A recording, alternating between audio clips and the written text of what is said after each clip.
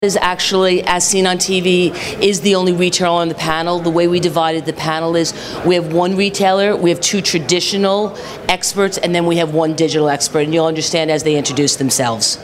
Thank you, Fern. Good morning. Todd Davies, President of Marketing with AsSeenOnTV.com. Our mission is to be the largest aggregator online of products and services represented by the direct response marketers and advertisers.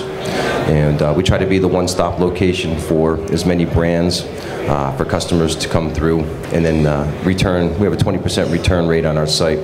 So we try to present a great shopping experience utilizing the products that these marketers afford us and allow them to come back more and more.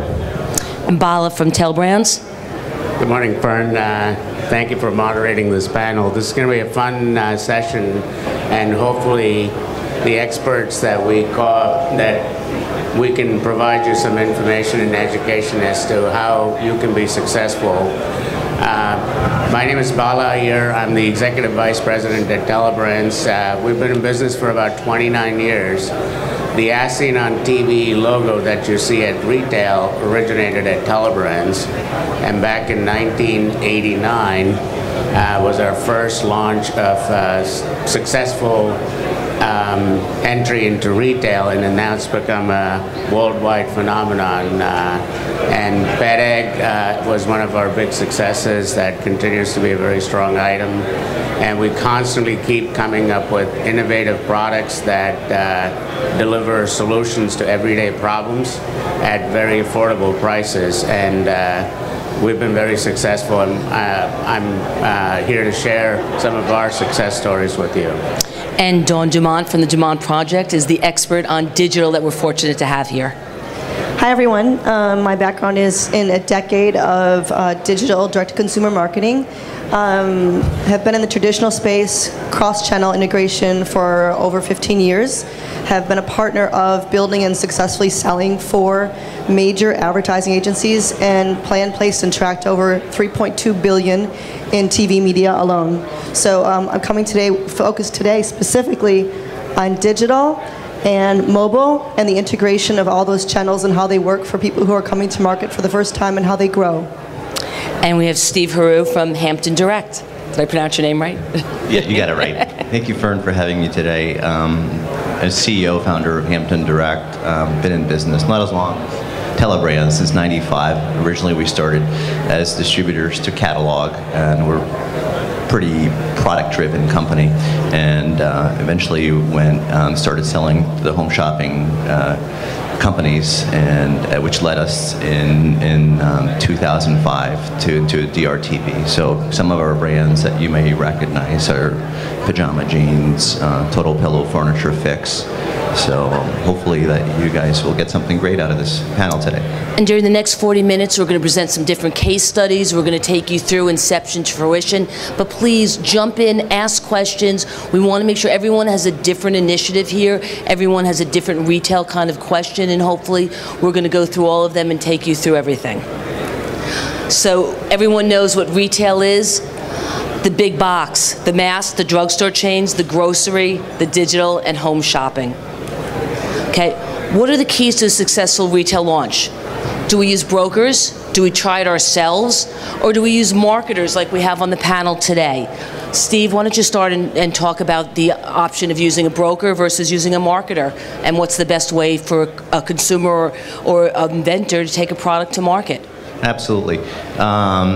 Once you've picked out your product, you've come up with your idea, and you've shot the commercial, and maybe you've done some testing and you have results, and you consult with your media company, and if the results look favorable, like this is good enough for us to take to retail, you got to make that decision whether you're going to do this on your own and maybe hire brokers that are already selling into the major retailers like Walmart and Walgreens and everybody else, or are you going to go to a marketer, maybe like a Hampton Direct or a Telebrands, to do some of the retail the distribution, and depending on where your company is at, there's many challenges if you haven't sold already into retail, as far as what needs to get done and how quickly it needs to get done. Most of the retailers want the product. Once you start airing the product on TV, they all want the product at the same time. And fortunately for us, we've done a good job in creating a lot of distribution to almost every major national retailer. Any good product will be in anywhere from 60 to 80, even to 100,000 doors. And Steve, how do you start? But where do you start? Do you start at small? Do you start at the retail chains? Do you start at grocery? Explain to the audience where they would start. What's the initial tracking? Do you start at one retailer, 2 retailers, 20 retailers? You know, how do you make that decision? Right. I think the decision is the retailers, they all want it at the same time. So you can't ship to Walmart in February and tell Target they're going to get it in August. That doesn't go very well. So basically, everybody wants it at the same time, so which makes it very risky, because most of the items, if you're looking at maybe a $10 to $20 retail item, you need to fill the stores and have backup inventory. You're looking at when you bringing say in, so again, so when you want to fill the shelf, are we talking somebody has a 1995 product? How many units is each store going to take? Is it a national rollout? Do they test it first regionally? You know, and Bala, please jump in and let us know. you can go ahead. Yeah, that's a great question. There are multiple ways that everything spawns off of a winning TV commercial, like Steve just pointed out. If you have a successful commercial, the way we approach retail launches is like a movie launch. And a movie comes out at a certain date. After you have created a winning commercial for a product that resonates with the consumers and they're responding to it, you look at it and say, okay, what do I do? To Steve's point, it is very tough to get into retail if you're a first-time product owner that wants to get into retail, because, excuse me, most of the retailers are looking for established partners that are going to be there for the long run. So you're saying they want proof of concept, they want somebody who's already had POS, sold off the retail shelf, and because they know you, they feel you're going to be a better judge of the product and be able to sell it through to the consumer. That's correct. And being a long-term and having an exit strategy for every product, that if and when a product slows down, the retailer wants to know that they can turn to the marketer to be able to gracefully exit out of the product, mark it down, flush out the inventory. But the critical thing is it all spawns of that movie launch concept. Let me just expand on that.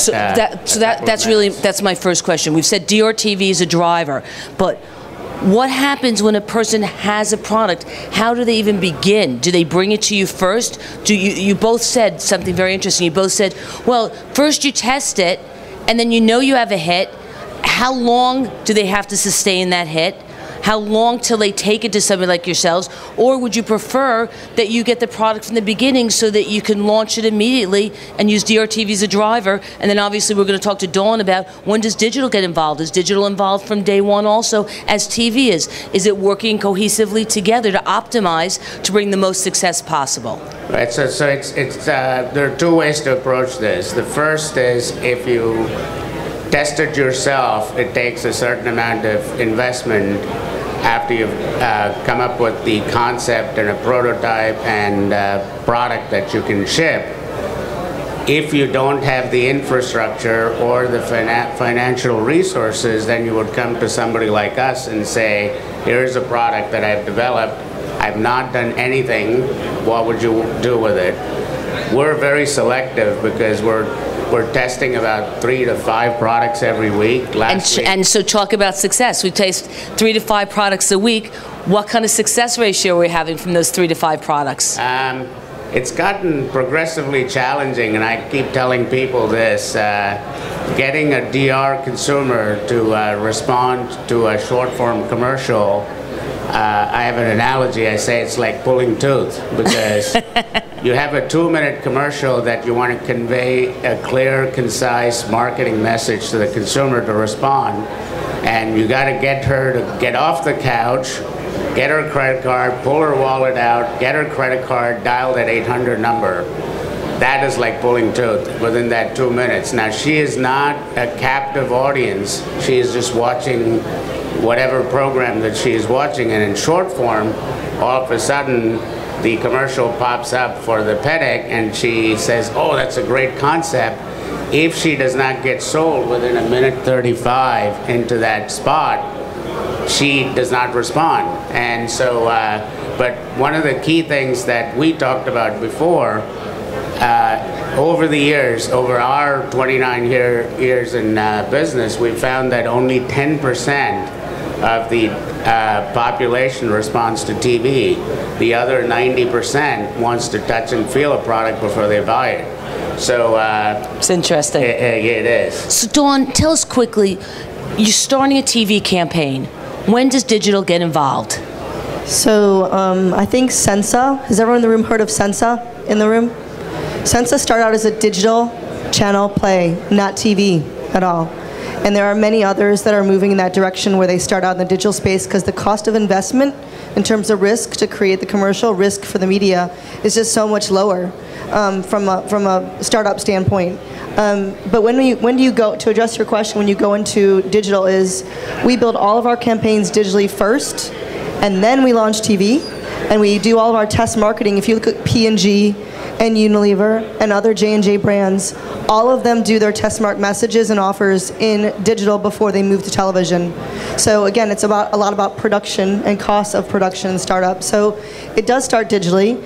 And the Digital Foundation begins with search engine optimization and search engine marketing, and then many other channels outside of that, which is the basis of your online marketing campaign. Which we're going to dive into a little later in the group. But one of the key things is efficiencies, saving money, and creating a message. The unique selling proposition. How do you touch the consumer? How do you get them to engage? Because they're seeing so many things coming at them once from every possible way that media can be delivered. So to Dawn's point, it's all about testing, and they're able on digital to test multiple messages and be nimble, and that's part of the quickness of the digital world in today. So please. Dawn, can you explain how you test in digital before you go and spend the money on production? Like, what's that process? Sure. So we all think, like as direct marketers, just apply the direct marketing rules like you apply an off-channel to digital. And it all begins with creative. So what is your message? You A/B split test that. What's your offer? You A/B split test that. What's your media? And you stack the deck on what delivers the best ROI, so lowest cost per, meaning media threshold. And then you increase risk, and then pathways. So creating a dynamic web environment, so someone who comes from direct nav versus someone who comes from a search engine versus someone who comes from a display ad are very different people. So you must serve up a unique experience to them, and then you then tinker and test. So it's typically a 3-month test window, and you have to allocate a minimum dollar amount for media, a small dollar amount for creative, because it's digital. It's not like you have to create a TV commercial. Your main investment is in media and in your pathway, and if you don't create a dynamic pathway, you're done, because a lot of direct marketers just create this 4-page website and say, oh, it didn't work. You have to make it dynamic to the user. So, guys, hearing this, do you think digital's a play? We talked about this before, and we said DRTV, we all know, is the main driver. But to you, how important is digital to you in what you do as marketers? Well, I think for the right product, there's some products my personal belief is the best way to get the results on the potential for a product is for TV. But I think what Dawn is talking about, I think there's a lot of products that, yeah, definitely using digital, I think you have a lot more accessibility in A/B testing and doing a lot of more things to get more data than maybe we can do it from the television But standpoint. TV is the mass reach media vehicle, so I'm fully respectful and understand all the roles that each channel plays. To us, sort of following up on Steve's point, TV is the main driver, but digital becomes a supplemental. The main focus is to try and getting impressions out to the consumer to see that product and either digitally or through TV. At some point, TV starts slowing down, as we all know. And so that's a very good point. At what point, and we all know that this is a political year, it's an Olympic year, we were just talking about that before, media rates, which usually come down for short form in the first quarter, there's not a lot of available inventory. The more the Republicans keep fighting it out, the more we personally suffer, obviously. So talk a little about that and how long you run a project on TV or on digital before you really do bring it to retail shelf. The typical sort of thumb rule on getting a product to retail, you need to run at least 8 to 10 weeks of sustained TV advertising to create that accelerated brand awareness for the product before you push it out into retail. If you're too soon, it's not going to move off the shelf, because what the retailers do is they have the action alley, as they call it, the high traffic areas within the stores is where they have the as seen on TV products displayed.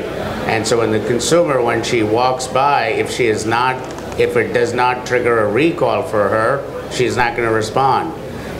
On the other hand, the key that we look at is having a very compelling retail package that is inviting for the consumer. So even if she has not seen that commercial, she picks up the product, the selling proposition of that product is clearly conveyed in the packaging, where she understands. Because the thing that we have heard is you get 6 seconds of a consumer's time as she walks by to get exactly her right. to get excited about something. So that 6 seconds is critical, where if she sees it and triggers a recall, she's going to pick it up and look at it more. And then if she likes that product, she's going to throw it into her shopping cart. And is the product always the same exact product that you could have bought off TV? Is there any time that you add something more, you add something less to the retail shelf? I'll just touch one more piece that Bella was talking about. I think also the buyer's expectation, if you're going into the as seen on TV shelf, modular the shelf where your product's going to be placed, I think their expectation has really gone up as far as what they want to see, how many pieces are being sold per store per week is extremely high. And even though... So when you say high, though, give us an example. We still didn't answer the question initially. How many products do you sell in? So give an example. Pajama Games was a home run. Pajama Jeans, sorry. Yeah. And then what about something that was a single? So give us an example, high and low, so we typically understand. the selling is the same. I mean, the shelf space is the same, and you fill up. Maybe you may get one facing on the shelf, or if they feel really strong about it, you might get 2 facing, so you will sell a little bit more. But you would fill up the shelves. And then after that, it's the sell-through. But like I was saying, the expectations are, they're so high that just a very good product without TV is not going to make it. You absolutely have to spend a lot of dollars on TV. And I'm going to ask that question next. So again, sell-through. How many times you're turning product off the shelf? You have 10 units on a shelf. You have 100 units on a shelf. Give me an example of how many units you have on a shelf. How many, what does your IRI look like? What is it? What's the metrics? What's the turn? What's the expectation for success? Right. Middle, high, middle. So we use, sorry Todd, we use kind of baseball terminology with our products. There are some that are singles, some that are doubles, and then every once in a while you get a grand slam. And when you, depending on where that product falls within that spectrum of success, you want to push out, typically for us on a successful product, let's say call it a double or a triple, our initial pipeline fill is somewhere around 500 to 700,000 units that you push out into retail.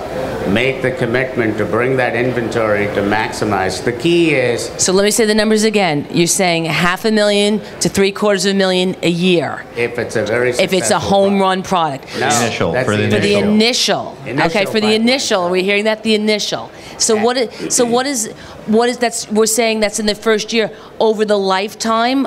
No, we're saying this is the initial take-in. So you're bringing in, you're filling up the shelves, and maybe have a little bit of backup inventory, so that you're So that's waiting. the first order. It's basically the first order. And Right. So a home run. When are we reordering again? And how long will 500,000 units last on shelf? That's a good point. If the product is a successful product, one of the things that you want to do is get the retailers excited about giving you feature presentation, palette promotions, side wings, floor displays, because that's what maximizes. And that's the excitement of the space. And that's the excitement of the space, because now when you see products stacked up, I always use the Sam Walton philosophy: stack them high and let them fly. And that's what makes products successful and explodes off of retail. So that whole impressions that you create off of TV eventually pays off with selling millions of units. And Todd, you have 100,000 on As Seen on TV. So how do you decide what's forefront? When do you show it on the front of your page? Can you give a little emphasis on that? Thank you. And that is one of the challenges that we face the most, is when the marketers are testing up to 5 products per week, per month. Demand may spike on certain products at any given time, and we need to be able to have the inventory levels to match the consumer expectation. The last thing we want to have is the marketers to create excitement, create the need, drive a consumer to the point of purchase, and not be able to deliver the goods. You're going to have a very upset consumer, and you're going to be wasting a lot of the money that they're investing. So that's the biggest challenge we have, is to make sure that we've got ample supply of goods in-house to handle the consumer demand, and we work very closely with the marketers to find out how much media they're spending, what they expect on the returns, so that we can then coordinate our efforts with them to make sure, again, that we match consumer demand. That's number one for us. We have 20% of the people return to our site. That's important. So we want to make sure that when they come there, we have what they're looking for. And it's a constant change of goods. We're always re-merchandising our homepage to try to reflect what the most popular products that are being advertised on both TV and media and digital to correspond with that. And that was a great point. 20% are coming back. Are they reordering the same product, or are they coming back because you're a brand now As Seen on TV, and they're looking because they now trust you? You've built up the trust. So are they buying other ancillary products, or are they reordering? We're going to talk about that on shelf space in a second also. We don't see a lot of reorders. We're typically a one-off, and then they would go directly to the official site to reorder. For instance, with the Insta-Hang product that Steve promotes today, we'll sell the main item at $19, but then when they want to get the refill kits and things, we're not selling those, so they would go directly to Steve's site for that type of an item. And is that a way so that you're not bastardizing your sales, that you're still taking your back end? So he's not selling the refills, he's saying? He's only selling the initial product? Right, it is one of the way, but in the sales from AsSeenOnTV.com and some other websites, it's all sales that are coming from us. So at the end of the day, they're selling our product, and there is no difference in Todd selling to the consumer as maybe a Bed Bath & Beyond selling to a consumer. So you don't find it competitive to your own initial home website? No, it's part of the marketing strategy. Okay, so it's part of the whole marketing channel, which is so important to understand. You need all pistons firing at once. Bala, do you feel the same way? Yeah, I do. I think the one key thing, though, that you want to make sure is that you have a unified marketing strategy, that there's no erosion of price point, and you want to make sure that every marketer, be it digital or online, retail, that they're following a map pricing strategy, so that they're not just undercutting price and eroding the price, because then all the advertising dollars that we spend in promoting a product kind of goes down the toilet. So Dawn, you do a lot of digital. How do you make sure that your messaging is brand-centric? And do you do that across all your channels, or do you test different messaging for different genres, different verticals? So a lot of testing of message happens online, and we do a lot of that in the beginning. And then from there, if a client rolls out in television, if it works in digital, then from there, it then goes into integration, full integration of creative look and feel, even the actual vignettes of the commercials. I don't know if anyone has heard of TrueCar.com. Have you heard of them at all? They're a big advertiser. They have great commercials, and you go to their website and they have 10 unique environments, so 10 streaming videos, and they're not necessarily the commercial, but they're best of, and they're all testimonial driven. So we really hit hard on the value prop and the reason to believe to get them to convert, so it's fully integrated. And that's why media assets are so important in today's environment. That's why production companies that are out here, there's several producers, they're not just doing an infomercial or a short form or a 10 or a 30 to drive retail. They're also doing media assets that can go digital, as Varsha? Bear with me. Recently, a couple of our clients who've done DR campaigns, their product has been available on Amazon for less than it was available on any other platform in retail, and I mean, it was like crazy. So they had a huge spike in their Amazon sales as a result of the DR campaign. And we were just, it's funny, we were talking about, we met prior, and we were talking about that. I've had that happen also, and especially with Amazon buying up all the SEM ads above you. So, Dawn, will you talk about that for a second? Because this is really your expertise. I know, you knew I was going to put it to you. It's a very sensitive topic. Everybody in the room hates our brand being bid on by multiple people. We all understand that. Channel conflict within digital is rampant.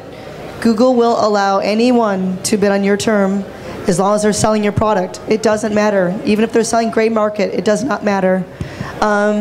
Your only way really around that is really calling out that you're the one and only. You're the official. Unfortunately, you know, special offer here, you know, that's really the only delineation in the environment you can do right now. And the same policy exists with Bing. So unfortunately you can't do it. But if you start hitting hard on the fact that you're official, you're the one and only, you're the source, then you should be okay. So Steve, why sell to Amazon? Yeah, it is definitely a challenge, and when I would say about 3 or 4 years ago, when we would put up a campaign on TV, maybe 70–80% of the orders were coming through the 1-800 number, and that's really changed. And any recently campaigns are coming out where maybe even up to 60% of the orders are coming on the web.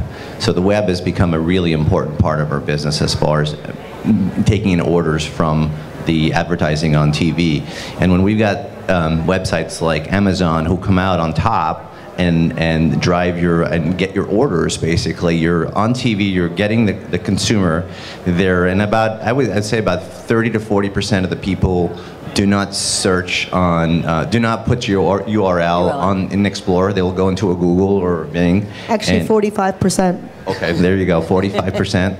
I'm glad I got an expert here. So, and then all of a sudden, Amazon may pop up before or after you, and you're going to lose that order. It may be your product, but obviously when we're selling directly to consumer and the offer might be a little bit different, we're making more money from that sale than we would be if we're selling to an Amazon store for that one single product. So we lose revenue and profits, which damages our return investment on the media. So let's go back to the original question. Do you sell to Amazon or don't you? And because you can't price guarantee, do you sell higher to that retail chain than you would to a Walmart, Walgreens, CVS, as seen on TV? So the one thing that you could do is to sort of stage the launch or sale of product to Amazon well after the product has been shipped into retail and it's been on TV. So, because if they don't have product, they can't sell. So one of the things that we've been focusing on at Telebrands is to try and clean up the clutter online, because it pollutes the product, the marketing strategy, and then, like Steve pointed out, we spend thousands of dollars, hundreds of thousands of dollars each week on these products, and because with SEM and search engine optimization, they're setting up and they're stealing our orders, basically. Dawn, what were you going to say? So yeah, I so feel for you. But there are rules you can establish. So there are many brands that do not start in Amazon. They start in their own environments first, and then they launch on TV, and they control it. There are many brands that have nobody bidding on their keywords at all, and no other ones in place, because when you onboard an Amazon, the rules of engagement are as follows. You are not allowed to bid on our trademark terms, period. Period. So when you establish that and someone actually enforces it, there are tools in the space right now every single day that update and tell us exactly who's bidding on our terms, who's getting ranked for our terms, and we monitor that every day. And we call them and say, hey, wait a minute, we have a contract. You can't bid on our terms. So, because they're a reseller. So it's establishing process and procedure and the right management in place to get that done right. So it can be resolved. To Dawn's point, we have a daily police force that goes through the web to check on pricing to make sure that the pricing that we're being held to is being held to other retailers. And our legal is quite adept at making some phone calls to make sure that the pricing then falls back in line once we find such errors. Fantastic. So once we're on the retail shelf, we've been on TV for 8 months, whether it's a continuity, whether it's a one-off, we've made a lot of money. We're on the top, and we're starting to come down. We're on the retail shelf. Do you make money anymore at DRTV? Do you make money anymore on radio? Do you make any more money online and digital? So one of the things that we look at is, that's a great question, because once the product is widely distributed into retail, Steve faces this, we face this, TV response completely nosedives. Consumers don't want to spend shipping and handling to purchase a product off of TV. They just want to go into a retail outlet and pick up the product. But it's important to continue to create impressions for that product, because the thing that we say internally is out of sight, out of mind. The consumer forgets about the product, so you got to continue to create impressions, and that's where digital is a key player, because it banner ads, however you can get that message continually out there to create impressions for the product, so that the product concept and the product is fresh in the consumer's mind. And is radio important? Does it play into part of your marketing message, part of your multi-channel marketing roadmap? I think it can be for the right products. I mean, if you've got something that, example like our pajama jeans, where I assume people would want to see them before they commit to buying them, radio may not be a great avenue. But something like Sensa, or something that you don't really need to see it to understand what the proposition is, and then it might be a great avenue. We've also found that radio is good for more lead generation type events, listening ear, and so more soft offers. Focus Factor was a great one. You guys ran a radio campaign on New York radio for years on Focus Factor. Absolutely. Listen to it driving in every day. Absolutely. So what's the average? How many times do you have to touch the consumer to have them react, to get off their living room couch, get in the car, and drive to retail to buy a product off the shelf? I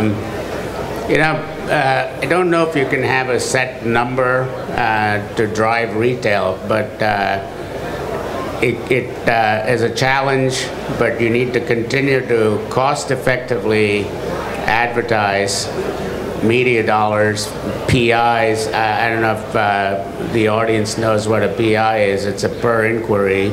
So if a network wants to continually run it, and for every order that they generate, they get paid.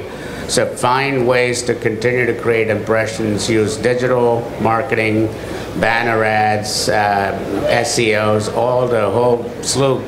I don't know if you can quantify as to how much you need, but one thing that you still need to do is monitor the sell-through on a weekly basis and see what's happening at retail. So to that point, your product was a home run, or at least a double on TV, and all of a sudden it gets on shelf, and it's sitting there.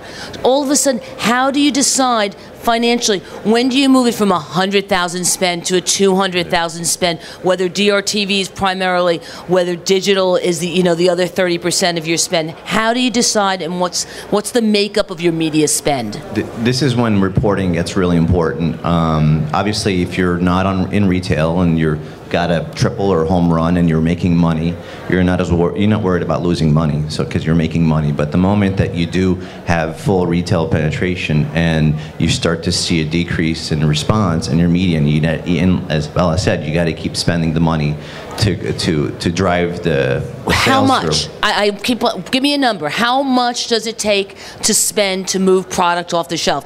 Is it 50,000, 100,000, 200,000? Is in the 8 to 10 weeks that you build to create the awareness before you launch retail, we like to spend anywhere between $1.5 to $2 million. We feel that's a good number for us. Is that total, or is that a week? Total for those Total, 8 weeks. okay. We feel like it's we've created some momentum so that we have initial good sell-through at And retail. is this a national spend, so you're spending mostly on cables, or do you do buy in the regionals if you know there's certain retailers that are primarily in certain regions? How do you decide on the media buy? Most of those buys are national buys. Okay. It makes the most sense, and we get the most impressions. And do you go from 120s and 60s now down to 30s, 15s, and 10s once you're on the retail shelf?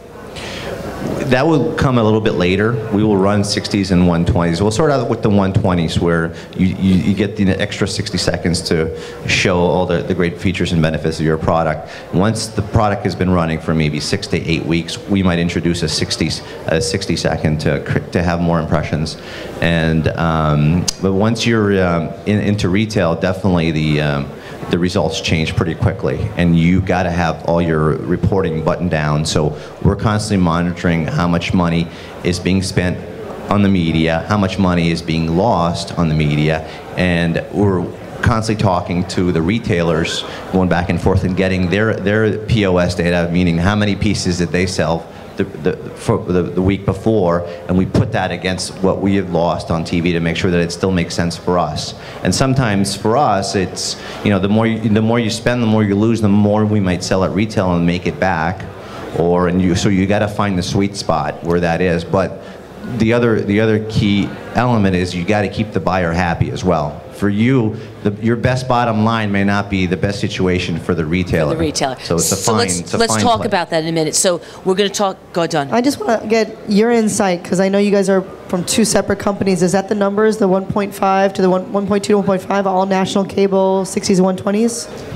Yeah, the initial awareness build is the 1.5 million to 2, but every once in a while, when you get that triple, you could spend $500,000 a week in short form on a product. The whole concept from a TV standpoint is creating that pent-up frenzied demand for that product is what's going to make it successful at retail, because the more impressions. So in order to, on an average product, you need about 1.5 million to 2 million to create that penetration and sell-through at retail. And buyers have gotten educated over the years, like Steve said, looking for a 15% sell-through per week. That's what I was looking for. So you're looking for a 15% sell-through. Right. So that becomes key, and now they want the retail mod, or what we call the shelf space, as to how the planogram is set,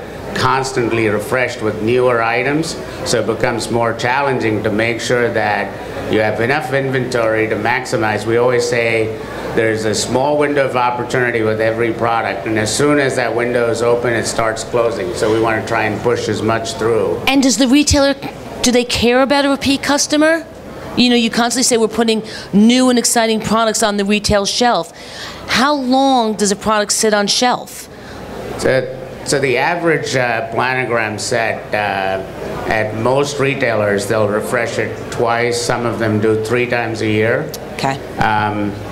The key for them is the sell-through. They look at what am I selling, how many turns am I getting out of the inventory for that particular product. And so they want to look at maximizing, and whenever they recognize, and we help support that by saying, here's a product that you're selling 30% each week, this is a product that you need to give do a pallet promotion on and maximize that opportunity. And a retailer on a successful product can sell multiple million products just by themselves. It's unbelievable. Todd, what's the challenges today in the retail market? You're the retailer. What do you see as some of the challenges? And then we'll ask some of the marketers what they feel. Again, it all goes back to inventory and meeting that customer demand. And you know, in direct response today, the As Seen on TV brand has become so important to the major brick and mortar retailers. You know, the Walmarts, the Walgreens, the Bed Baths and Beyond. You can't walk into those stores today without seeing a 4-foot, 8-foot, 16-foot section of goods. So the challenge becomes, as they are testing so many products and trying to find those home runs, they could come out rather quickly. And again, we've got to be ready to take that inventory in and be in a ready-to-sell position to match their efforts. And that's a challenge that we face every day. Steve, what's some of your challenges as a marketer? I would say that it's gotten riskier. The margins have gotten tighter. The retailers want more and more. And as the response rate gets worse and worse. Obviously, you're paying out a lot more in media dollars, and so that you've got a tighter margin, and then the fact that there's so many retailers out there that are carrying your goods, you're basically making a decision on bringing in 500,000 to 1 million units. You're going to spend that money based on maybe a $20,000 test, which is not a lot of information, and unless you're going through digital. The way, if you're doing traditional TV, it's just not a lot to go on, but we have to, once it's successful, we have to move forward with the project. And is it a gut feel, or the numbers talk to you? After you did a $20,000 media test, and you're going to decide on a $20,000 media test whether you're ordering 500,000 units? Exactly. It is a gut feel. Honestly, it's the product, is there mass appeal? Obviously, how is the margin? Can we manufacture millions of pieces quickly? And it's all these little factors that you put together and you make your decision. But a lot of it, that's our business. A lot of the decisions are made on pure gut. Some decisions are good, some are not. So let's talk about the not. So Bala, you made a decision. You've had just 3 home runs in a row. You know this one is going to fly off the shelf, and it sits on the shelf. You've put more and more money behind it on DRTV, on digital. What do you do now? What do you do? How do you make a failure into success? Is it possible? Or is it you just take the product back and you dump it at the dollar store? Right, so that's a great question. Excuse me. With every product, you need to have a clear, concise strategy and an exit strategy built in. So if you recognize that regardless of how much money you're spending, I'm losing my voice. Sorry about that. Regardless of how much money you spend on TV, there will be times that the consumer is not picking it up at retail. Maybe the product is not what they expect. They're not. Let me jump in for a moment. To Bala's point, an exit strategy. So if we're heavy on goods, the use of digital media is going to help us. So traditional television gets the message out to drive the consumers to retail. If it falters, that's where digital can now pick it up. Social media, we're all connected. We don't leave home without our. I lost my smartphone a few weeks ago, and I didn't know a single telephone. I couldn't even call my house because I didn't know a single. 2,000 phone numbers. I don't remember any one of them. So don't lose your phone. But what I'm saying is, as a consumer, we have instant access to information. So using digital strategy now to deliver a better, a more concise message, to incentivize them, premium codes, coupon codes, scan codes. There are many new ways that we can use digital to reinvigorate a campaign, to breathe new life into it, and to drive those additional sales, drive those customers to retail outside of traditional television, which we all know is extremely expensive to do. So the use of social media, Facebook, Twitter, YouTube, you just have to dedicate a resource to that. It's a very inexpensive way to deliver a message now, and customers embrace that message. I mean, how many people, like the product? Put the Facebook link on your product and see how many people actually like that, and then that gets spread out to an even wider audience. But what I hear over and over again is people think that's their digital strategy.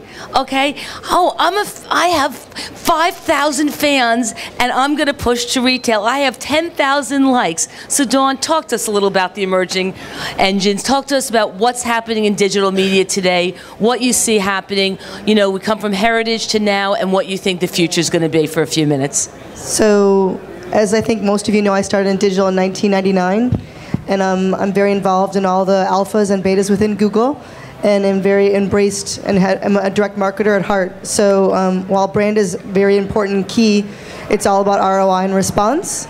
And so I love social media, really do. But respectfully, if I can get a product to sell profitably on social media, that's few and far between. There's maybe only 3 direct marketers that are getting it to work.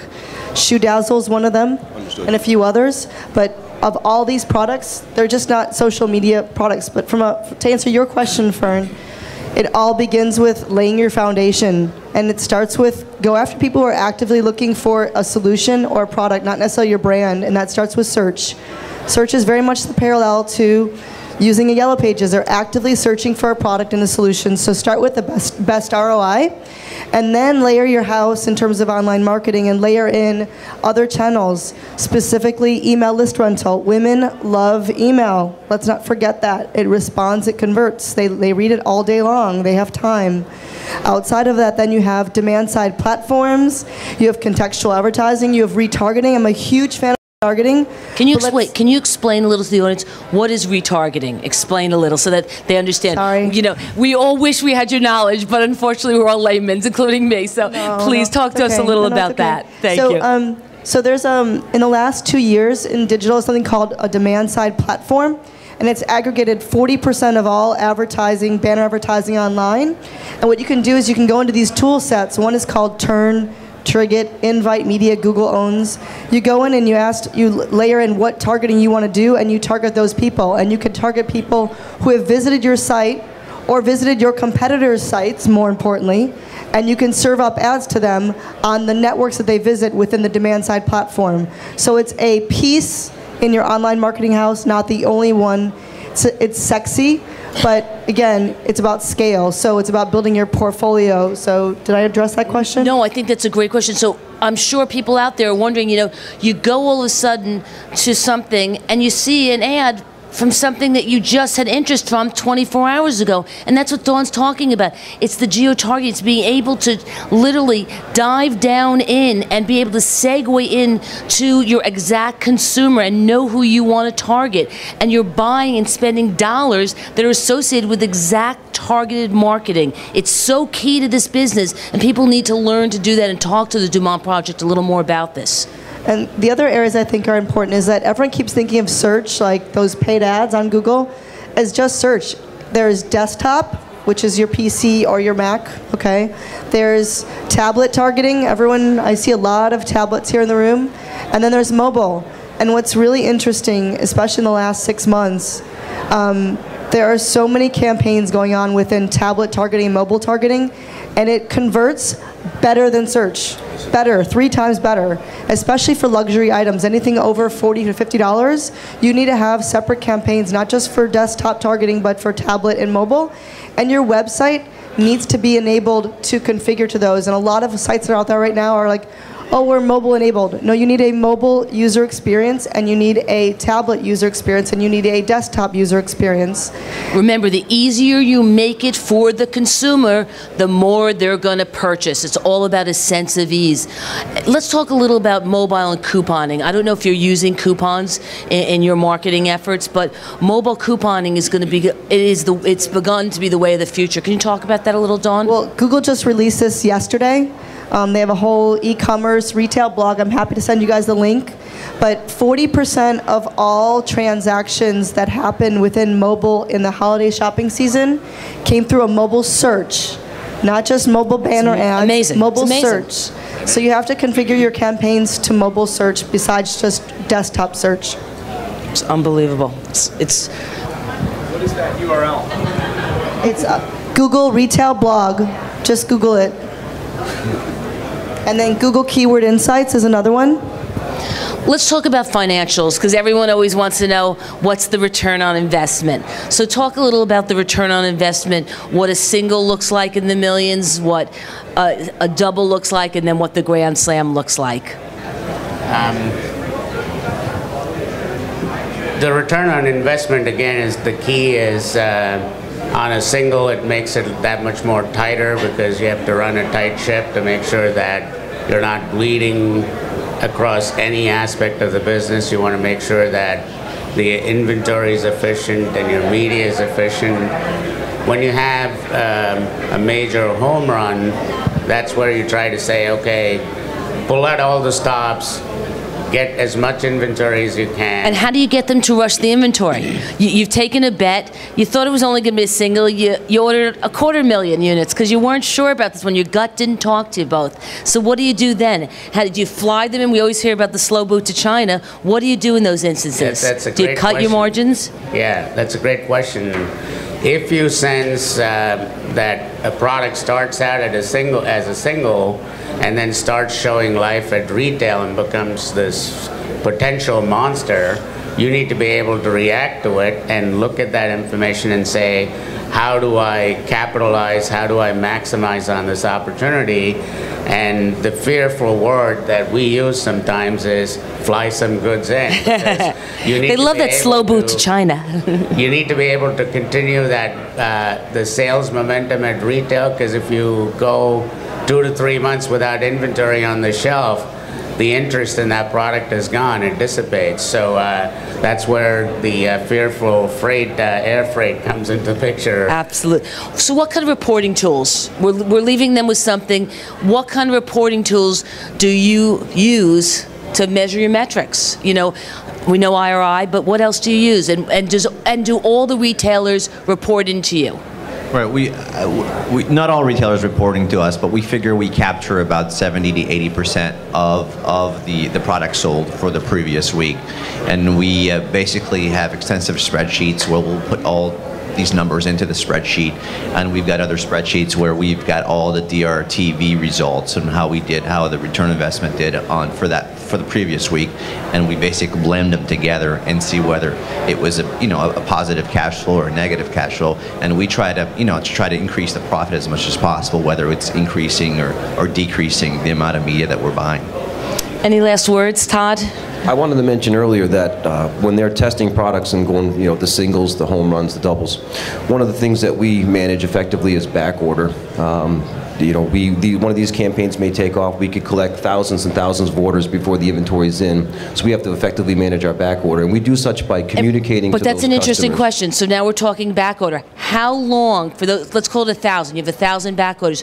What percentage will you lose as the backorder drags and drags That's a as great question. the That's months go on? Our biggest concern, and that's why we try to communicate effectively with the backorder customers. We will coupon code them to come back a second time with a 20% off purchase or a free shipping or something like that.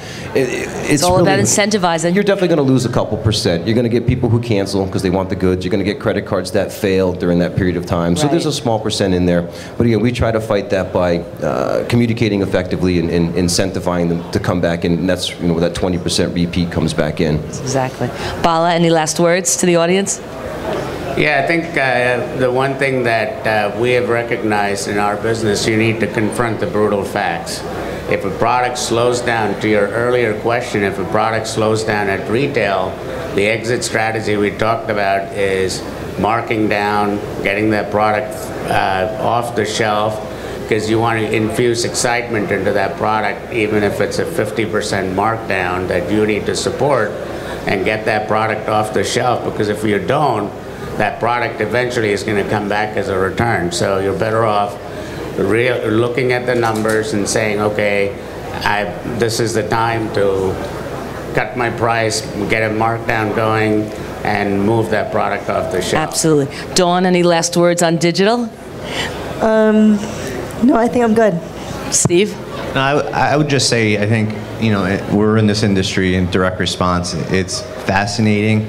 I think if you want to get a product out, there is no better economical way to create an amazing recognition on your product and have 80 to 90% of the population know your product in such a short amount of time, then we can do it in our industry. So absolutely we're all lucky to be part of it. Are there any questions in the audience while we wrap up? We have 2 more minutes.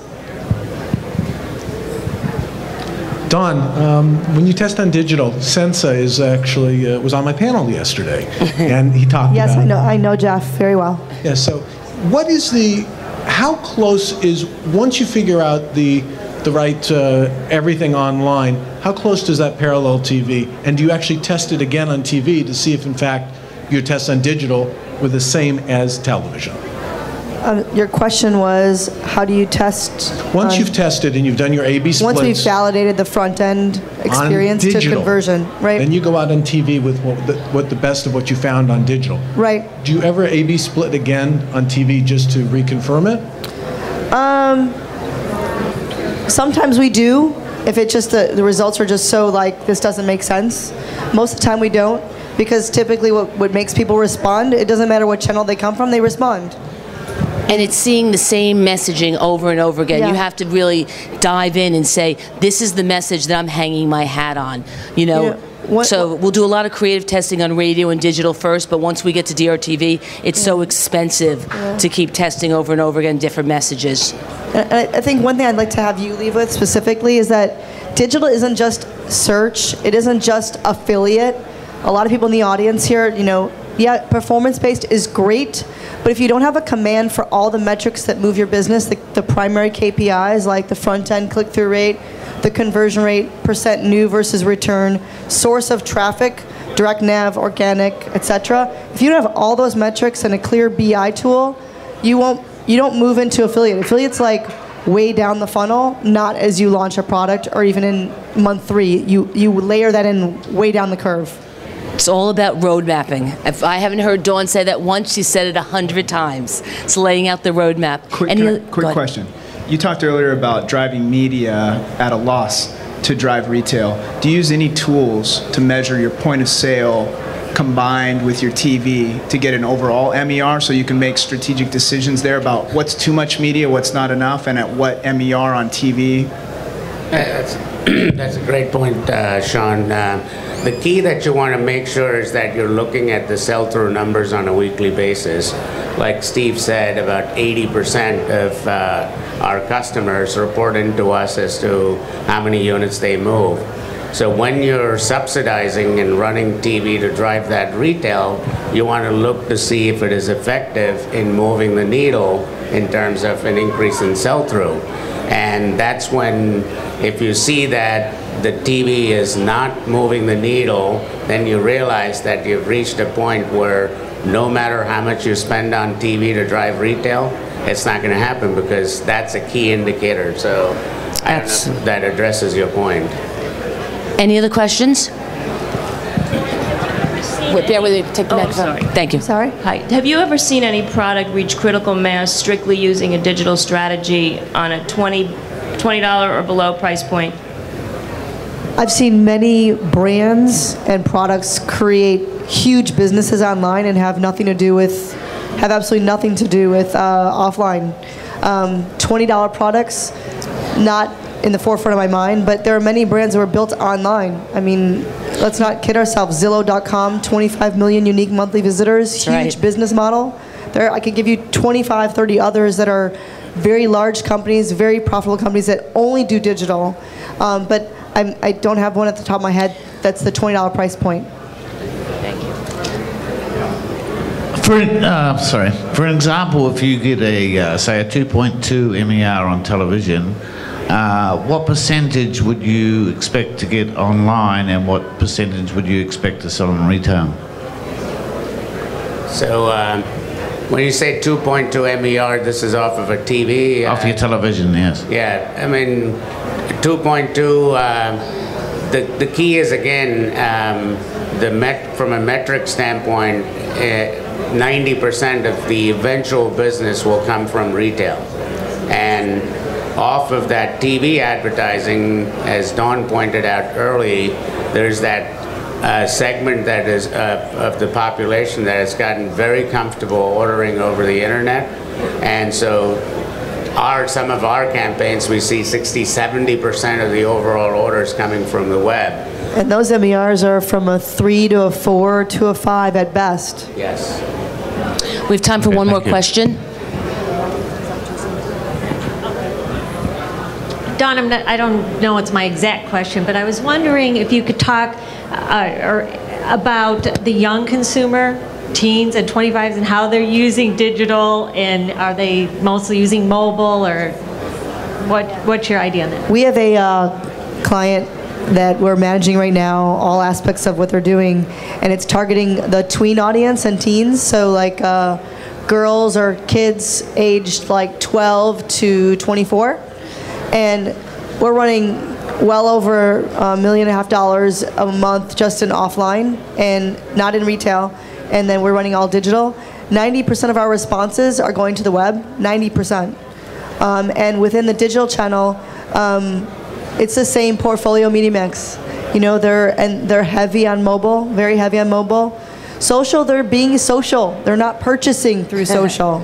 So we're using lots of tactics like stocking the pond. So build your database of names and prospects. Like if you look at the most successful digital direct marketers, they're building their database of emails and all their names, and then they're in the social media environment, and then they're appending them, and then they're direct mailing them. So there's other uses for social because I'm a fan of it, but we're not transacting. Did that answer your question? But it's still part of the marketing pie, you have to remember. Thank you, panelists. I appreciate everyone taking the time today. Thank you, everyone, for coming. Thank you. Appreciate it. Thank you. Thank you, guys.